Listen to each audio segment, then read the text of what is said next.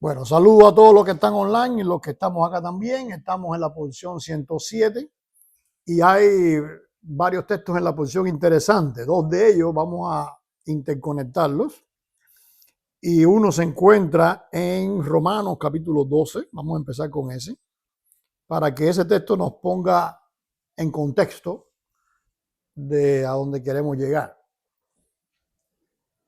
El otro texto que vamos a estar viendo está en Apocalipsis capítulo 4. Dice en este texto de Romanos 12.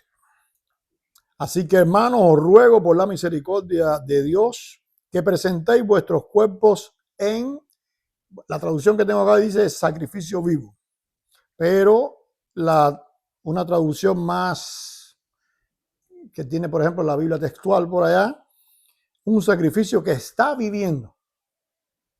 Cuando tú dices sacrificio vivo, parece también como algo abstracto, como que hay que sacrificarse, Pero cuando tú dices sacrificio vivo, hay una especie de antagonismo, hay una especie de contradicción. Porque si es sacrificio, no puede estar vivo. Cuando tú hacías un sacrificio de un animal, ¿cuándo era el sacrificio? Cuando tú lo matabas, ¿no es así? Entonces, si es un sacrificio vivo, hay una pequeña contradicción. Ahora, sabemos que no es ninguna contradicción, es una figura que nos quiere ilustrar algo Pablo. ¿Y qué es lo que nos está ilustrando? Bueno, tú tenías un animal que estaba vivo, pero era consagrado para el sacrificio.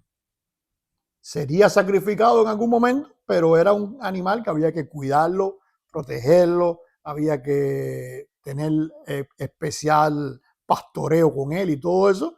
¿Por qué? Porque ya estaba destinado para qué cosa, para ser sacrificado. Así que, ¿qué cosa era? En ese tiempo, antes de ser sacrificado, un sacrificio vivo. O sea, sacrificio que está viviendo se refiere más al tema de la consagración. Pero a la consagración de algo específico que es, ¿qué cosa? El sacrificio. Por eso es que, por ejemplo, en nuestro Sidur, en nuestro devocional, en nuestro orden, tenemos que leemos los sacrificios del día de reposo. Y eso lo leemos a la luz también de lo que nos explica Jesús y los apóstoles acerca de lo que esos sacrificios estaban anunciando, que era a Jesús. Ahora, si ya Jesús, tú nunca vas a ver esa lectura en una iglesia normal. Yo diría anormal, no normal. ¿Por qué?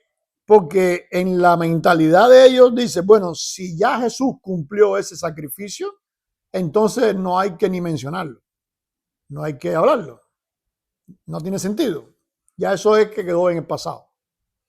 Ahora, cuando Pablo nos dice un sacrificio que está vivo, nos está anunciando que esos sacrificios, aunque no se han consumado, se están haciendo. ¿Por qué? Porque el animal, desde que tú dijiste, este está consagrado para ser sacrificado, él no tiene otra opción que esperar su sacrificio. ¿Ya van ahí conmigo? Así que cuando nosotros estamos leyendo los sacrificios antes o al inicio del devocional, ¿cuántos animales hemos matado en estos años? Ninguno, ¿verdad? ¿Por qué no hemos matado ningún animal? Porque ya el sacrificio fue, que es Jesús. Pero si tú no lees esos sacrificios, entonces el sacrificio no es vivo. No está viviendo. ¿Van ahí conmigo? O sea, el sacrificio ya fue, no hace falta. No, espérate. Eso es un sacrificio que está permanente. El sacrificio de Jesús está permanente. ¿Por quién? Por nosotros y por los que se conviertan y por todo el mundo. Es un sacrificio hecho para la humanidad. No en un momento específico que terminó, sino un sacrificio con una repercusión para la humanidad. ¿Cómo tú haces vigente ese sacrificio? Es un sacrificio en vida.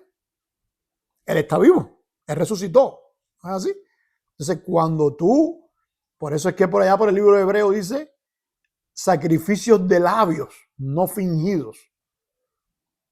¿Por qué sacrificio de labios? Porque estoy llevando a la realidad física a través de la lectura de algo, de la descripción de algo que no está ocurriendo porque no estamos matando ningún animal, pero a la vez algo que está haciendo, ¿en quién? En Jesús. ¿Ves? Entonces hay una mezcla entre simbolismo y realidad, que nos anuncia entonces que cuando tú estás en un servicio de adoración a Dios como el que tenemos hoy, no simplemente estamos, vamos a orar, vamos a cantar a Dios, no. Estamos teniendo una interacción entre cosas simbólicas, pero también entre cosas que son realidades.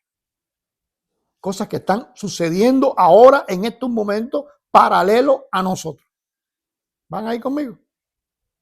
Que tú no puedes pensar, nosotros nos reunimos a la 1, pues eso que está ocurriendo paralelo a nosotros tiene que ser a la 1 también. No. ¿Por qué? Porque eso paralelo que es realidad, que está ocurriendo junto a nosotros, está en la dimensión espiritual donde no hay ni tiempo ni espacio. El tiempo y espacio es una prisión, por decirlo de alguna forma, una barrera que tenemos nosotros en la materia. Fuera de la materia no hay ni tiempo ni espacio. Por lo tanto, siempre que hay un servicio de adoración físico acá entre nosotros, hay a la vez un servicio espiritual paralelo al de nosotros, activado en el mismo momento de nosotros. Y eso ocurre con cada congregación, grupo, gente que se reúnan a adorar a Dios en este momento o en cualquier momento. Se activa automáticamente ese mundo espiritual en conexión con ellos. ¿Van ahí conmigo? Y eso hace entonces que el sacrificio es vivo, está viviendo. No es algo abstracto, no es algo que yo vengo y, bueno, vamos a cantar y adorar a Dios. ¿Ve? Si Dios quiere, escucha, si Dios no, o ve, o me va a escuchar a mí porque yo soy mejor. No tiene nada que ver con eso. Tú vas a hacer en este mundo físico algo que va a tener un paralelo en el mundo espiritual. ¿Van ahí conmigo? Por eso es que tenemos un orden, porque ese orden imita lo que está sucediendo en ese mundo espiritual paralelo al mundo físico. Entonces, no es que cuando nosotros nos ponemos a cantar o tú te pones solo en tu casa en la oración de la mañana, por ejemplo. No es que tú estás solo, automáticamente se activó el mundo espiritual y ese mundo espiritual tiene un servicio, siempre está activo, pero tiene un servicio de adoración en paralelo contigo. Bueno, pero ¿cuántos servicios hay en paralelo con cuánta gente que estén orando en el mundo? En el mundo espiritual, esa pregunta no tiene sentido. ¿Entiendes? Porque siempre vamos a estar conectados con ellos. Para ellos eso no es un sacrificio. De hecho, en el mundo espiritual no se suda. En el cuerpo. O sea, ni hay reloj, ni hay nada de eso. Y lo vamos a entender el día que entremos ahí. Más claro. Ahora, dice, presentéis vuestros cuerpos, ¿ves? Os ruego por la misericordia de Dios que presentéis vuestros cuerpos en ese sacrificio vivo. ¿Qué quiere decir presentar el cuerpo? Traerlo y ponerlo ahí. O sea, nosotros estamos poniéndolo aquí como ese sacrificio vivo que está viviendo, que está aquí. Nosotros lo pusimos el cuerpo. No, porque esto es una cosa espiritual y ponemos, ¿ves? Lo espiritual. No. Ponemos el cuerpo. Eso, lo otro es una trampa del maligno, precisamente para que la gente no conecte entre cuerpo y espíritu, y entonces viene la hipocresía. Con el cuerpo hacen una cosa y con el espíritu hacen otra. Pero aquí tiene que estar todo, es un sincronismo que viene desde espíritu hasta cuerpo. ¿Por qué? Porque lo que tú traíste aquí, ¿qué fue? El cuerpo. ¿Y qué es lo que estamos viendo nosotros? Tu cuerpo. Aquí con nosotros. ¿Entienden la cosa? Si yo soy un hipócrita, un de esto o de otro, en otro lugar, pues entonces soy hipócrita y todas esas cosas aquí. Porque el cuerpo que estuvo allí, que hizo la hipocresía, es el mismo cuerpo que está aquí. ¿Van ahí conmigo? Dice, presentéis vuestros cuerpos en sacrificio vivo, santo, porque si va a estar en paralelo con algo que es espiritual, el paralelo no es solamente que tengamos un orden igual, es que también tengamos virtudes iguales, vida igual, consagración igual, que seamos santos. Ah, no, pero a mí me enseñaron que santo es un tipo de persona que es especial. No, aquí está diciendo que todo el mundo, esa es su meta. Tengo que ser santo. Agradable a Dios. No es santo en tu opinión, porque eso es lo que le gusta a todo el mundo. Ser santo en la opinión personal, ¿ves? Sino ser santo en qué cosa? En lo que Dios dictamina que hay que ser santo. No, pero espérate un momentico. Yo me levanté en ayuno hoy. Yo no he comido nada. Soy santo porque soy un hombre que ayuna. Pero es que Dios no te mandó a ayunar. Dios manda a ayunar en determinados momentos. Entonces tú ayunaste hoy porque tú quisiste, ok. Se te da un sticker, como dicen los maestros de la escuela. Te damos un sticker, pero eso no implica nada. O sea, tú no hiciste más. Que a ti no se te pidió que hiciera eso. ¿Ya entiendes la cosa? Entonces tú eres santo, tú te inventaste que ser santo es ayunar por la mañana. Eso te lo inventaste tú. Pero Dios dice que hacer santo es hacer esto, hacer esto, hacer esto, hacer esto. Entonces tú lo que tienes que ser santo en lo que Dios dice, no en lo que tú opines. Porque al final de la jornada, cuando tú llegas al cielo, no es San Pedro el que te va a recibir, como te dicen los católicos. Porque San Pedro tuvo que lucharle igual que nosotros. O sea, cuando tú llegas al cielo es Dios quien te permite entrar. Porque el cielo es de Dios, no de San Pedro. Entonces, cuando tú entras al cielo y Dios es el que te permite entrar, Dios va a dejar entrar a quién, a que a él le agrada. ¿Qué pasó con Jesús en una ocasión, como le dice a aquellos discípulos cuando le estaban preguntando, le estaba enseñando acerca de los que hacen malas cosas? Dice, muchos dirán en aquel día, hablando del futuro, Señor, Señor, tú le dicen Señor, Señor, Señor, en tu nombre, oye, hicimos milagros. En tu nombre hicimos profecía. En tu nombre. Y Jesús le dice, pero yo te diré, apártate de mí, hacedor de maldad. Nunca te conocí. ¿Te imaginas eso? ¿Qué quiere decir que nunca te conocí? Tú no me agradas. ¿Qué tú hiciste para agradarme? No, pero yo ayuné por la mañana. Es que yo no te mandé. ¿Tú te imaginas? ¿Te imaginas que tú tengas un hijo y tú le digas, bota la basura? Y cuando tú llegues, la basura esté llegando al techo, ¿ves? Pero chapeó el jardín. Pero si yo chapeé el jardín hoy, ¿para qué tú chapeaste el jardín? Si yo chapeé el jardín ayer, ¿para qué tú chapeaste el jardín hoy? Yo te dije que botara la basura, no que chapeara el jardín. El padre no va a estar, ay, qué contentura tengo. No, tú tienes que entender que te chapeó el jardín porque se te está yendo por tercera con otra cosa. Y te está dejando la dura a ti. Entonces lo mismo sucede con Dios. Dios dice, esto es lo que hay que hacer, y si tú haces aquello, ¿quién te mandó a hacer eso? Es un asunto de lógica. Mantén esa palabra aquí. ¿Es un asunto de qué? De lógica. Mira lo que dice. ¿Qué es vuestro culto?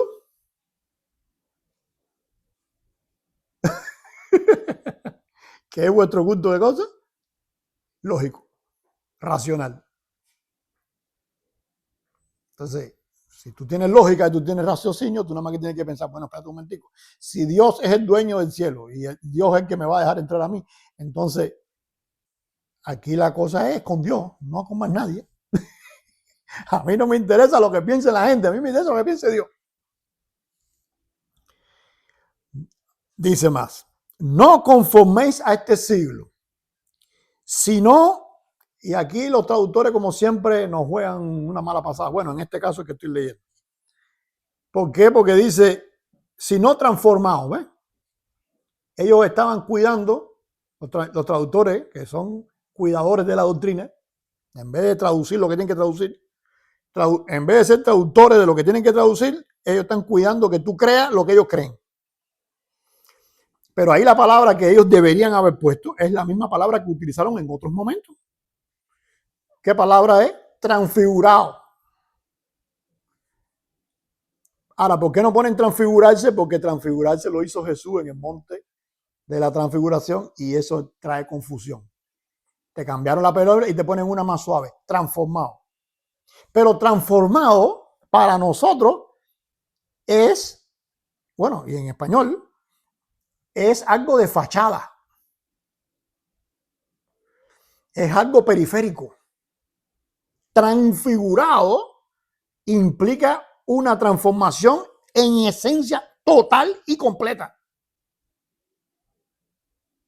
¿Qué fue lo que pasó con Jesús?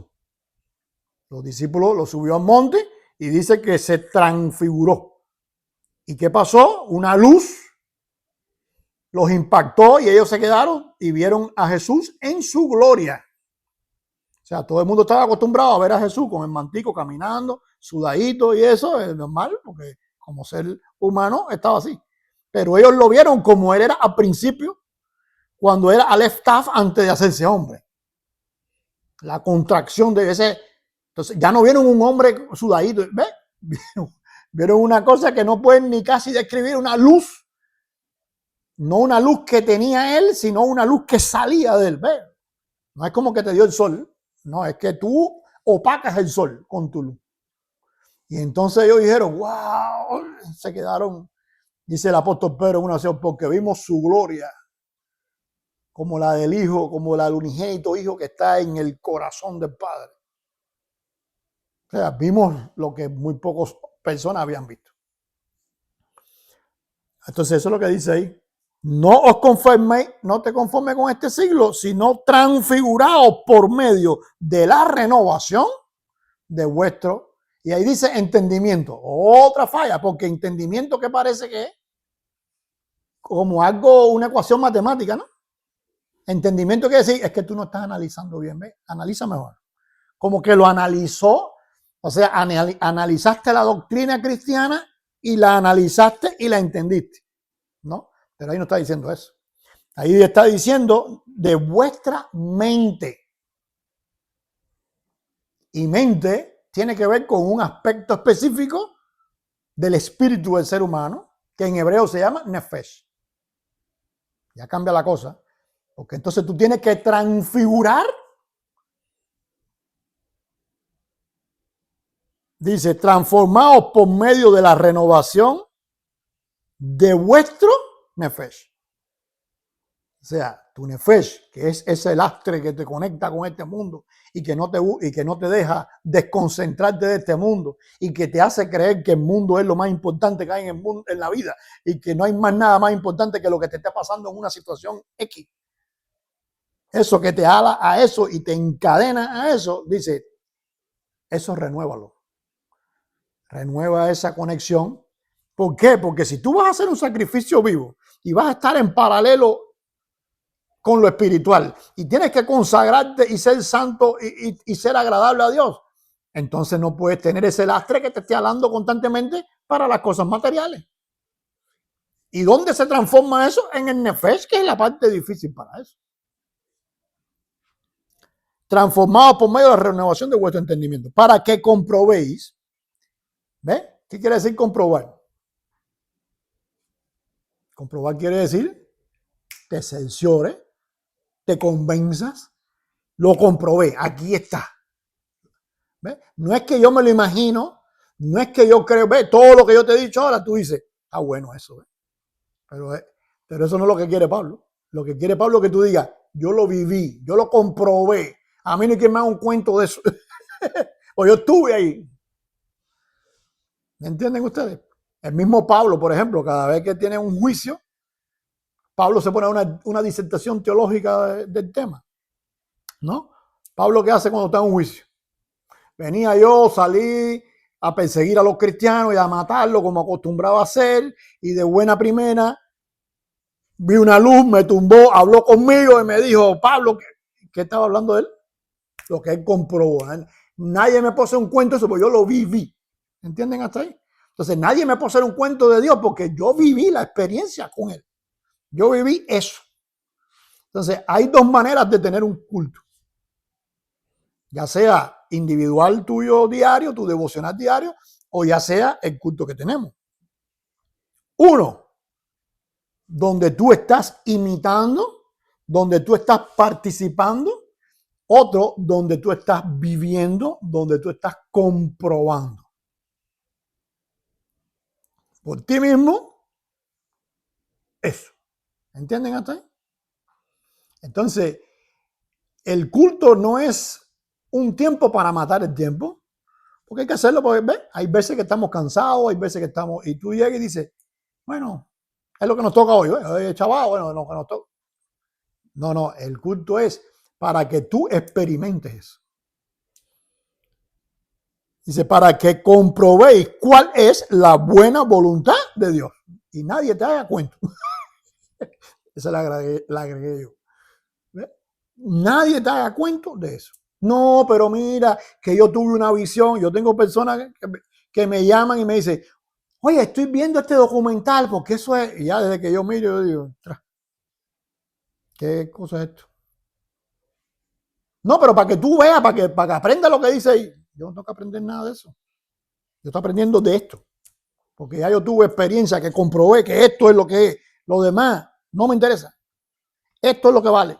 ¿Entienden hasta ahí? Pero no es una ecuación matemática que yo calculé y dije, bueno, entre todas las cosas esto... No. Experiencia. ¿Entienden la cosa? Comprobado. No hay duda, porque lo viví. Para que comprobéis cuál es la buena voluntad de Dios, agradable y perfecta. Entonces nadie puede venir a decirte, no, y si Dios es tan bueno, ¿por qué permite esto? No, mi hermano, Dios es bueno no porque Él dice que es bueno. Dios es bueno porque yo he comprobado en mi vida que Dios es bueno. Dios es perfecto porque, no, pero mira, Dios no puede ser perfecto porque si fuera perfecto, no me metas ningún número ni me trates de enredar.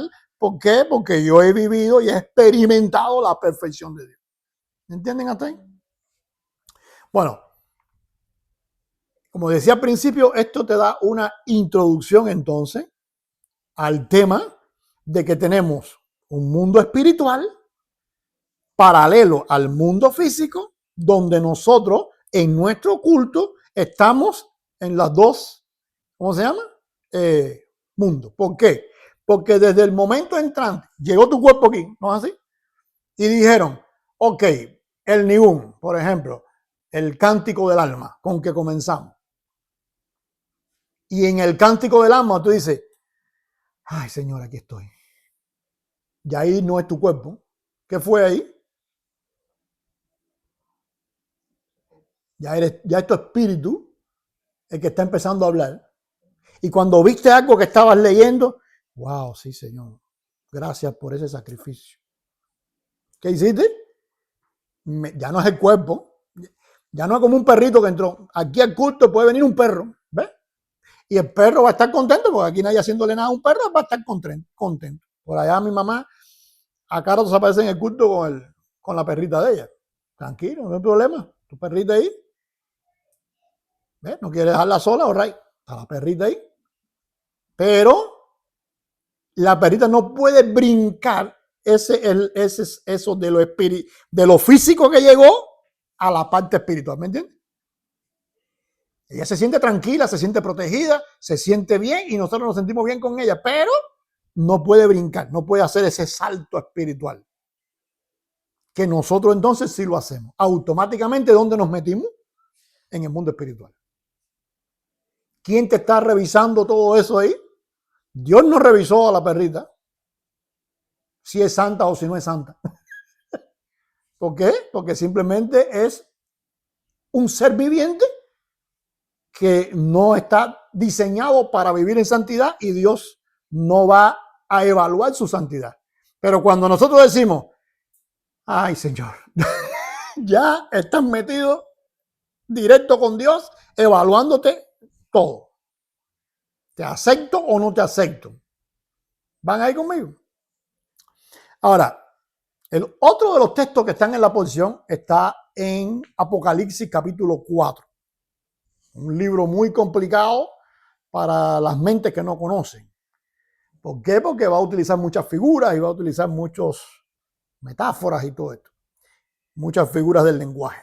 Ahora, el punto está en que cuando empecemos a leer ahora el capítulo 4, todo lo que yo hablé primero, tú lo vas a ver ahí al claro. En vivo y en directo. Dice, o sea, aquí está Juan preso en una isla. Juan tiene ya 90 y tantos años. Sea Juan o sea otra persona, todo el mundo considera que es Juan, yo pienso que es Juan también, pero sea otra persona, era una persona mayor que está en la isla preso y está en una situación de buena primera.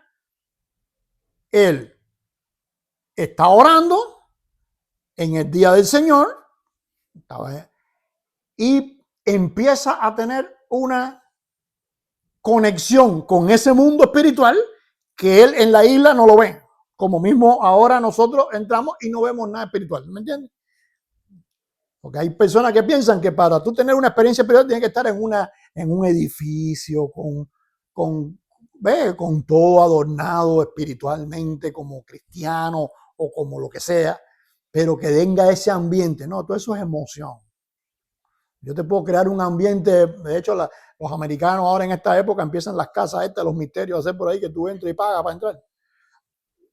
Y te crean un misterio, la gente salen ahí gritando y con infarto de los sustos que te dan. ¿Qué fue eso? Emocional. Eso mismo se puede hacer, pero para que tú sientas espiritual y desde que tú llegues digas, ay, yo sentí ahí las cosas espirituales. Wow, qué cosa más espiritual aquello. Yo en esa iglesia me sentí espiritual. ¿Por qué? Porque eso es emoción. Las emociones pueden engañar. No hay nada más engañoso que el corazón del hombre. Ahora, este personaje está en una isla preso. No hay culto, no hay iglesia, no hay edificio, no hay orquesta, no hay grupo de alabanza, no hay un Hassan que dirija, no hay nada. Pero él dijo, salió el sol, es por la mañana, hay que orar. ¿Van ahí conmigo? Y en ese momento empieza a tener un contacto con lo espiritual y en ese contacto con lo espiritual aparece una persona que él había visto cuando joven. Estuvo 3 años con esa persona, lo vio morir y lo vio resucitar. Y consagró su vida entonces a servirle a Jesús. Jesús habla con él, le dice, mira, escribe una carta a 7 iglesias y le vas a decir a estas 7 iglesias esto y esto. ¿All right? Perfecto, a sus órdenes. Y cuando parecía que todo se había acabado, dice, después de esto miré y he aquí una puerta abierta en el cielo. ¿Por qué? Porque él mismo le había dicho, ese Jesús le había dicho, escribe las cosas que ves, las que son y las que serán después de esta. Bueno, esa palabra con que empieza la frase, después de esto miré, eso es lo que le había dicho que sucederán después de esta. ¿Ves? Mira las cosas que son y las que serán después de esta. Es la misma frase. Así que ahora empieza lo que él le dijo que va a ser después. ¿Cómo empieza la película? Acuérdate, este viejo orando, sin culto, sin nada que le estimule, nada, él está ahí, lo que quiere es que se lo traiga el pez de Jonás y lo suelte allá. Dice, después de esto miré y he aquí una puerta abierta en el cielo. Para empezar, el cielo no tiene puerta, ¿no? Entonces me está hablando en metáfora, me está hablando en símbolo, porque en el cielo no hay puerta. Si hay una puerta, está hablando de algo que simplemente, desde el punto de vista material, no existe. Sin embargo, sí existe desde el punto de vista espiritual, porque lo está viendo. Entonces, ¿qué pasó? Que ese mundo que está paralelo y con el que nosotros nos sincronizamos, ¿qué pasó? Como que ahora se abre la puerta y veamos eso.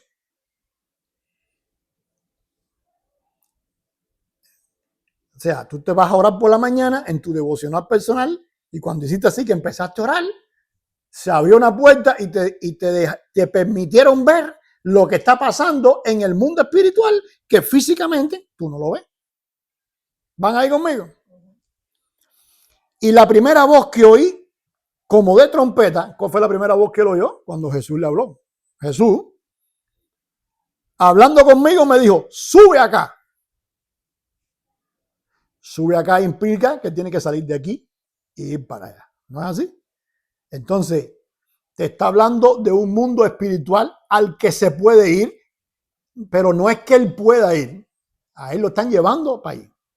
Porque ni él abrió la puerta, ni él sabía que había una puerta, y menos que había una escalera para poder subir y él sube acá. ¿Ves? Nada de eso él lo vio, porque todo eso es espiritual. O sea, que toda esa gente que te dicen a ti que si tú oras más, o haces esto, o vas arrodillado a tal lugar, o prendes 10 velitas y entonces entras en el mundo espiritual, eso es cuento. Tú no puedes hacer nada para eso. La única forma que tú tienes de acceso con el mundo espiritual es que el dueño del mundo espiritual te dé acceso a ese mundo. ¿Van ahí conmigo?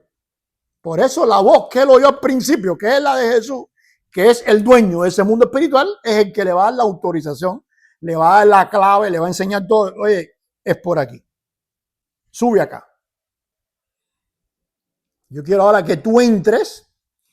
En la isla no tienes a nadie, no hay una sinagoga, no hay una congregación, no hay nadie, estás tú solo, así que no vas a dejar a nadie embarcado. Yo quiero que tú entres acá y disfrutes este servicio del lado de acá.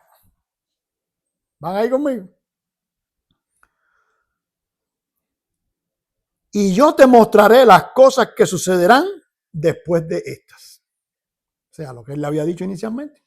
¿Qué cosa es lo que va a suceder? Bueno, van a suceder cosas a partir de qué? De ese servicio. ¿Por qué? Porque de la misma forma que hay una repercusión en el mundo físico cuando nosotros oramos, cuando nosotros caminamos. Por ejemplo, ahora mismo tú viniste acá, tú dejaste tu casa vacía. Tú no estás en tu casa, tú estás aquí. Si ahora entra un ladrón en tu casa y roba allá, tú estabas aquí, no estabas allá. Si hubieras estado allá, a lo mejor no hubiera entrado el ladrón. ¿Ven lo que quiero decir?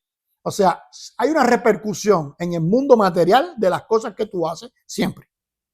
Bueno, de la misma forma que hay una repercusión en el mundo material de las cosas que tú haces, también hay una repercusión en el mundo espiritual de las cosas que suceden en el mundo espiritual. Que nosotros cuando nos conectamos con lo espiritual, automáticamente estamos formando parte de ese mundo. Lo que pasa es que no tenemos ni conciencia para poder ver eso, ni la experiencia vivida de tenerlo. Pero no quiere decir que no lo vamos a tener nunca. ¿Van ahí conmigo? Se sucede acá, yo te mostraré las cosas que serán después. Y al instante, yo estaba, y aquí dice entonces, en el espíritu. No, ese artículo, él no está ahí. Entonces no es que él estaba, porque tú dices, estaba en el espíritu, quiere decir que el Espíritu Santo, y en esta no sé en las demás traducciones, pero en esta está en mayúscula. Como que es el Espíritu Santo. O sea, te cargó y te metió allá, ¿ves? No. En espíritu, o sea, su espíritu sale de este mundo físico y entra al instante en ese mundo espiritual. Tú dices, bueno, espérate un momentico, pero desde el momento en punto en que ellos están hablando, ya eso es espiritual. Entonces Juan no estaba en el espíritu, si él lo dice al principio, y aquí yo estaba en el espíritu. Entonces, ¿estás en el espíritu o no estás en el espíritu? No, pues loco Juan. No, lo que está diciendo es que ahora en el instante, en el espíritu de él va a tener ahora conciencia de esa realidad de que el ser humano es más espiritual que físico. Que es lo que la gente nosotros no entendemos, porque para cómo tenemos el cerebro chiquitico. ¿Ves? El cerebro, que es lo que más se parece a las funciones espirituales, porque es lo que se conecta con nuestro nefesh, pues entonces nosotros, ¿ves? Como es chiquitico aquí, yo tengo más, los brazos míos son más, ¿ves? Es más importante esto. No, la cabeza nos duele una vez al año, pero los pies, sobre todo cuando llegamos a una edad X, la cadera, el pie, la cintura, el no sé qué. Y un día te duele la cabeza. A veces mete un año no te duele la cabeza y te ha dolido el cuerpo 100 veces. Entonces, nosotros tenemos problemas para entender que somos más espirituales que físicos. Porque no tenemos no hay forma de que tú coges el espíritu y lo midas. ¿De qué tamaño es tu espíritu? Bueno, yo mido 5 o 6, mi espíritu debe ser como 5 o 4, ¿no? Porque esté adentro. No, eso no funciona así, porque no tiene medida. ¿No es? Tu espíritu es eterno, dice la Biblia. Dios puso eternidad en el corazón del hombre. Así, ¿de qué tamaño es tu espíritu? Eterno. ¿Y de qué tamaño es tu cuerpo? 5 o 6. Entonces, no tenemos conciencia de nuestro espíritu. ¿Qué pasó entonces a Juan? Que su espíritu, que es eterno, ahora él adquiere, a través de esa eternidad de su espíritu, instantáneamente está entrando en el cielo.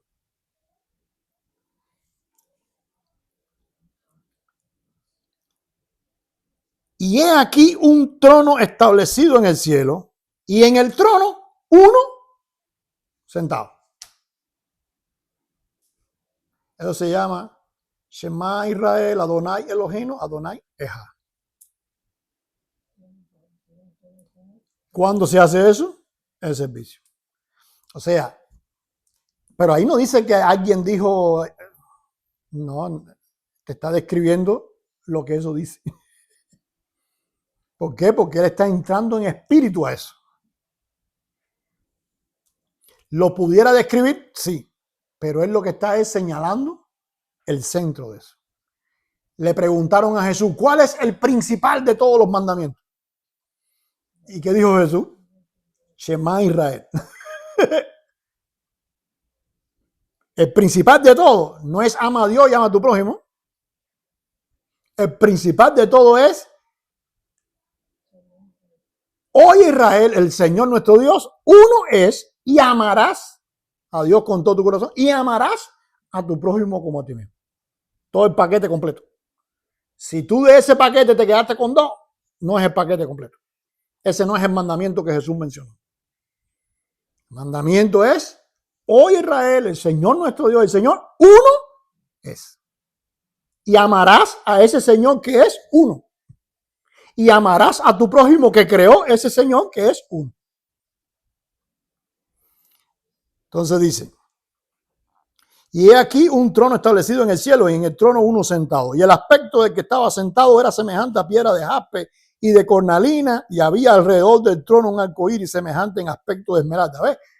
Todo eso es figuras, ilustraciones. Por eso dice semejante, parecido. No dice que era eso, que era eso. Entonces, cuando tú ves una persona que te dice, no, en el cielo tú te vas a encontrar que todo es de oro y que de esos cuentos. Esos son ilustraciones que dijeron los profetas, que dijo la Biblia, que reveló la Escritura, revela a Dios para que tú entiendas lo que ellos vieron. Pero no fue eso lo que ellos vieron. ¿Van ahí?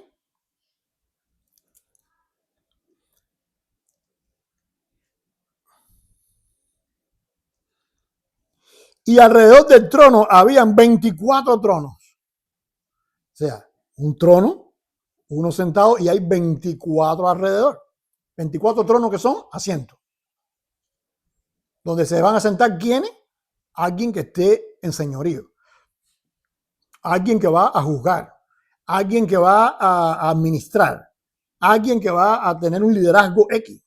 Pero que se va a sentar en ese trono que está hablando. ¿Ves? Ahora, interesantemente, tú miras 24 y 24 parece también como que es un número. ¿Por qué? Porque en español, para nosotros 24 es 24 y punto. Pero en el idioma hebreo no es así. Los números son palabras, porque las letras, no existen los números. No existe como nosotros tenemos los números arábicos. El 1, el 2, el 3, ¿verdad? Son arábicos. Antes el español no tenía esos números. Vaya, no te vayas a pensar que el español siempre fue, como es, o como lo tenemos hoy. Pero los números no siempre fueron así. Lo mismo pasa en griego, lo mismo pasa en hebreo y en todos los lenguajes que no eran árabes. ¿Qué pasó entonces?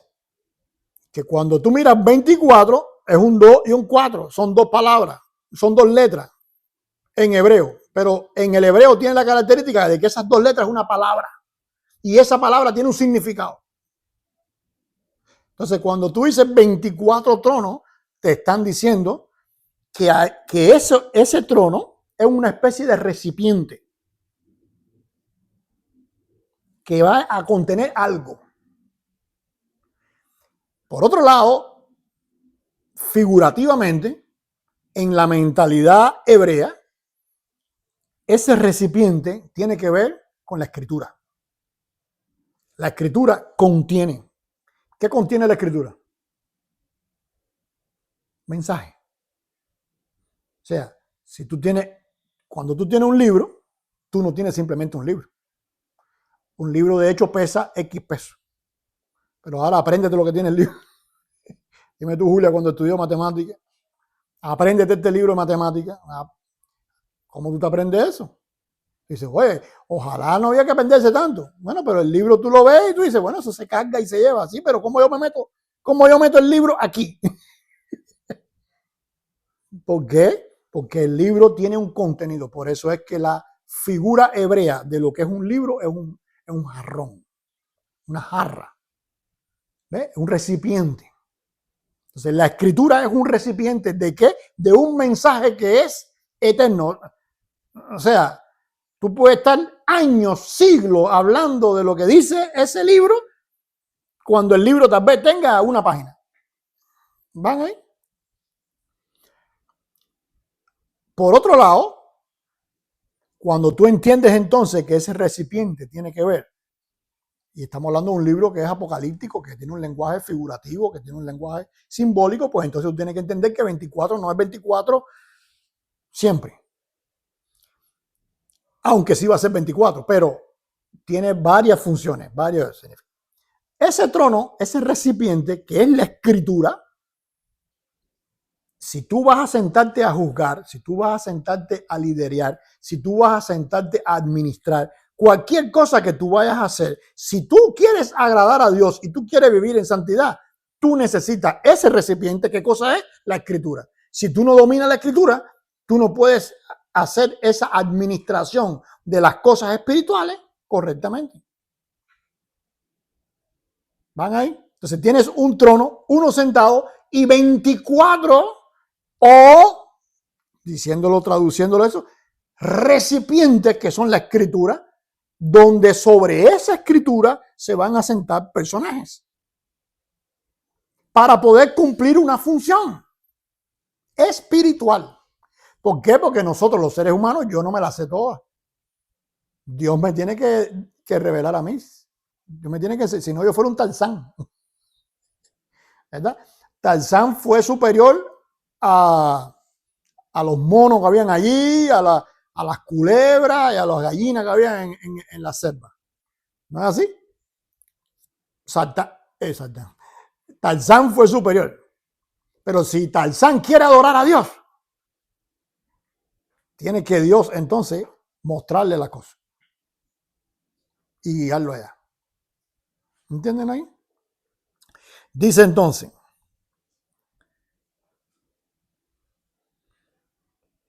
y vi sentado, ¿ves?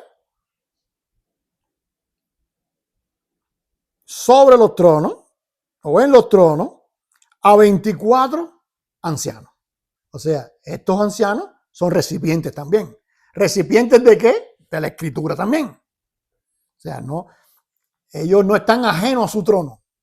Ellos están haciendo la misma función. Y son 24, porque 24 o ancianos, disculpe, tiene que ver con la plenitud. No voy a meterme ahora mucho en ese tema del número, pero tiene que ver con esa plenitud del liderazgo. Y ellos serían en hebreo lo que decimos un gabay. O sea, los ancianos que está el trono y están, ¿qué cosa? Alrededor del trono. Entonces tú te tienes que dar cuenta que en ese servicio que está viendo allá, que está en paralelo al servicio que está aquí, hay cosas que son similares. Y este de aquí tiene que ir imitando ese.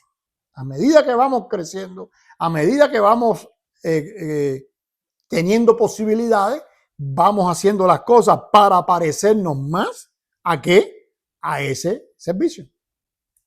Dice, 24 ancianos vestidos de ropas y con coronas de oro en la cabeza. Bueno, ahí el vestido con ropa es No es vestido, ahí no aparece la palabra vestido. Aparece la palabra manto, aparece la palabra túnica, aparece tan. ¿Qué cosa es lo que están? ¿Qué cosa es lo que se pone un gabay? El talí. Préstame acá ese. ¿Ves? El talí. Se pone el gabay.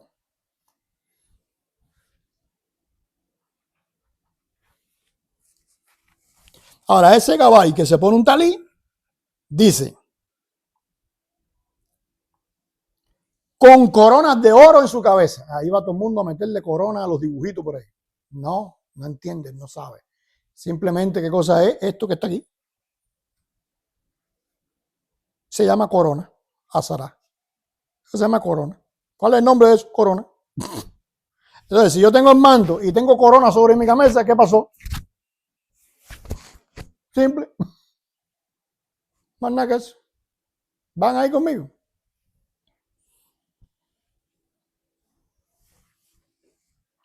Dice entonces,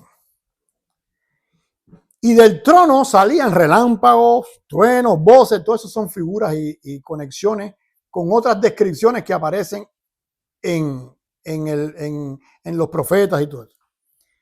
Que no nos vamos a meter ahora porque estoy complicado, pero a la vez lo que quiero hacer es simple. Quiero que entiendan simple. Dice, y voces delante del trono ardían 7 lámparas de fuego, los cuales son los 7 espíritus de Dios. No es que Dios tenga 7 espíritus. Eso se conoce en hebreo como los rujot. Los rujot, ¿qué cosas son? Los 7 espíritus, que son las 7 formas en que Dios testifica al mundo. Por allá, por el libro de Isaías, que es donde se menciona eso, te va a decir cuáles son esos 7. Pero en el capítulo 1 se mencionan esos 7 también del libro de Apocalipsis. ¿Qué cosa es cada uno de esos 7 rujot?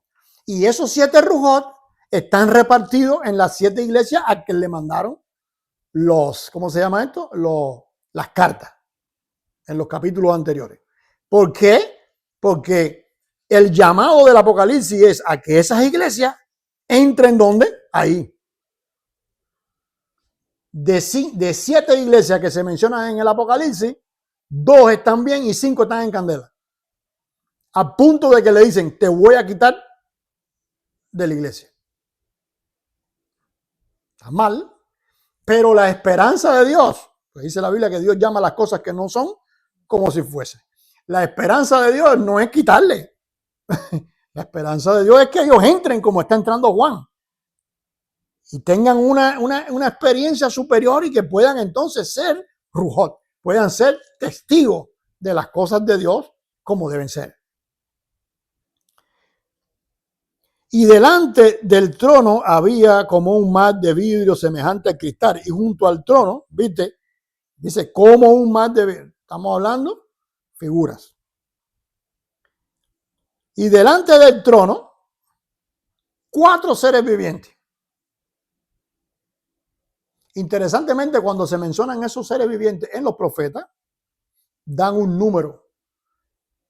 En vez de ser 4 seres vivientes diferentes, es uno solo con 4 caras.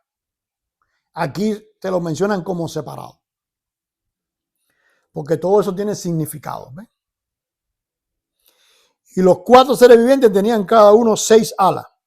Y alrededor y por dentro estaban llenos de ojos.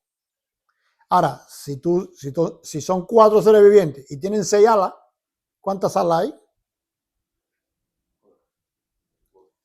24, ¿verdad? Entonces hay la misma cantidad de alas que la misma cantidad de ancianos que están sentados en los tronos. Entonces quiere decir que esta gente, estos 4 seres vivientes, están conformados muy parecidos a los otros. ¿De dónde salieron esos ancianos? Son extraterrestres que vinieron de la... son ángeles que bajaron del cielo y que no. Son parte de ellos. ¿De dónde salen los ancianos? De ellos. No hay que esperar extraterrestres. ¿De dónde salen los líderes? De nosotros. ¿De dónde salen? De nosotros. Porque a veces tú tienes las personas que, por allá nosotros enseñamos en uno de los libros que a veces tú tienes a alguien que te dice, Bueno, ¿y tu iglesia cómo es? No, pero en tu iglesia hacen esto y en tu iglesia hacen. ¿Cuándo esa persona es miembro de esa iglesia? Cuando te dice, ¿y cómo hacemos nosotros? ¿Y cómo nosotros? ¿Por qué? Porque ya yo estoy ahí metido. Pero cuando yo y ustedes, entonces tú estás allá y yo estoy acá. Ahora, en este grupo, para poder estar, tiene que ser de ellos. No lo salieron a buscar por ahí, son de ellos. Dice, y los 4 seres vivientes tenían cada uno sellal alrededor, por dentro y por fuera, llenos de ojos. No voy a meterme ahora en los ojos porque tienen su complicación. Y no cesaban día y noche de decir. Ahora, fíjate lo que van a decir. Primero empezaron con Shema, ¿no? Por lo menos cuando él llegó, lo que vio fue Shema. Está ahí. ¿Y qué viene ahora y dice? Santo, santo, santo es el Señor, Dios Todopoderoso, el que era, el que es y el que ha de venir. ¿A qué se te parece eso? ¿No te acuerdas de una parte en el culto que la gente se levanta en el punto y que ve? Santo, santo, santo. Entonces te das cuenta que ellos están ¿en dónde? En un culto. O sea, Juan está entrando al culto. Él tenía un culto, Dios lo vio allí solito. Como ¿cómo se llama la película esta de Shrek? ¿Ve? Dios lo vio ahí tipo Shrek. Estoy solito, como el burro de Shrek. Estoy solito, nadie está aquí a mi lado. Ahí estaba Juan, el pobre, viejito, obstinado, solo, 90 años, no tiene ganas. Tú sabes que si con 60 hay gente no se puede parar. Imagínate tú con 90. Y Dios le dijo, ok, te voy a invitar. Te voy a invitar al culto de aquí arriba. Y ahora Juan está en el culto de arriba y llegó el momento de la que ducha, llegó el momento de la mitad, está en parte del servicio. ¿Qué va a pasar después en el capítulo 6? En el capítulo 5, que va a llegar el momento de abrir el rollo, de leer el rollo, va a llegar ese momento. Y después, ¿qué va a pasar? Va a llegar el momento de las oraciones posteriores. Entonces te das cuenta que el Apocalipsis simplemente te está describiendo el culto que está sucediendo en el cielo, paralelo al culto que estaba teniendo Juan solito allí, y las iglesias también, porque las cartas van para las iglesias, y la repercusión que ese culto va a tener. Porque entonces en el Apocalipsis se van a narrar determinadas cosas. Cada vez que la iglesia va a hacer algo, pasa algo. Cada vez que los adoradores van a hacer algo, pasa algo. Cuando los gabay van a hacer algo, pasa algo. Cuando hacen tal oración, hace algo. Cuando van a cantar, pasa esto. ¿Me entiendes? O sea, todo lo que sucede espiritualmente tiene una repercusión. ¿Tú te imaginas que cuando nosotros tengamos nuestro servicio estemos conectados de tal manera con ese mundo espiritual, que estemos entendiendo la repercusión que está teniendo el simple parado que tuvimos o el simple ningún cuando empezamos? ¿Qué puede pasar con nosotros? Con el espíritu de nosotros.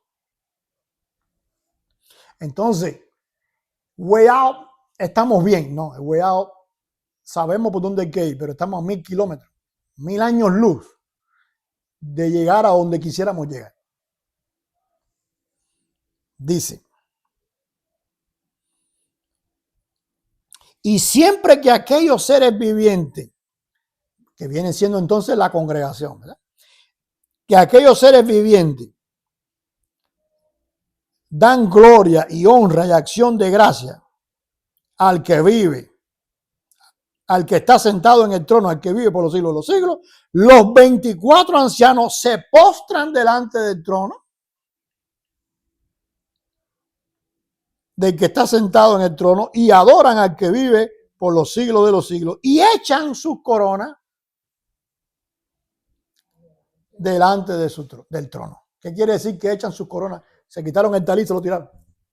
No, simplemente lo bajaron, se cubrieron.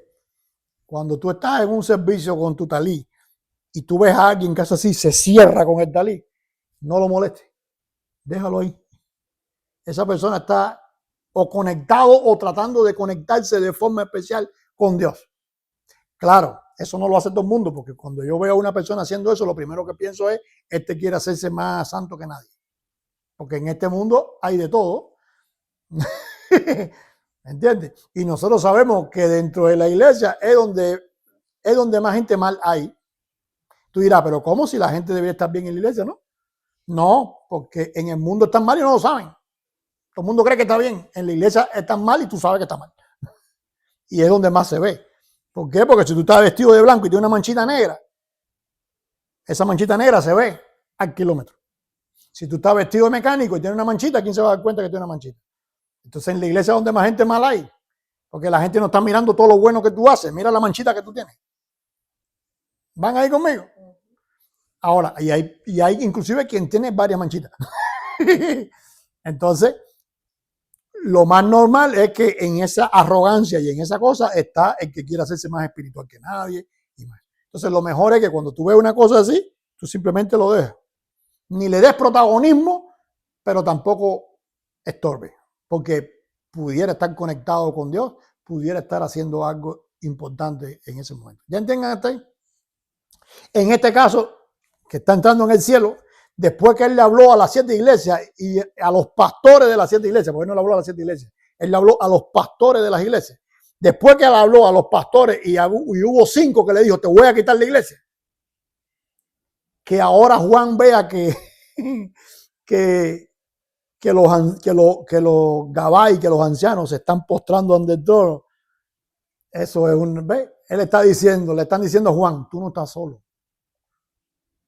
Hay gente que tú no conoces que sí es honesta y que sí está buscando de Dios.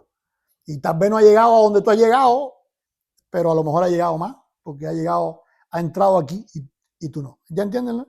Entonces Juan está, wow. Dice entonces, se postran delante del que está sentado en el trono y adoran al que vive por los siglos de los siglos y echan sus coronas. Yo decía, se cerraron ahí delante del trono diciendo, ¿por qué delante del trono? Está ahí, más bien sería enfrente del trono, porque o sea, se supone que Dios estaba ahí y ellos hicieron así, y tú dices, bueno, pero si tú estás adorando a Dios, ¿por qué tú no estás mirándolo? No como tú te vas a tapar. Sí, pero es que la conexión con Dios no es así. La conexión con Dios es aquí, es adentro. Por eso Juan estuvo al instante en el Espíritu.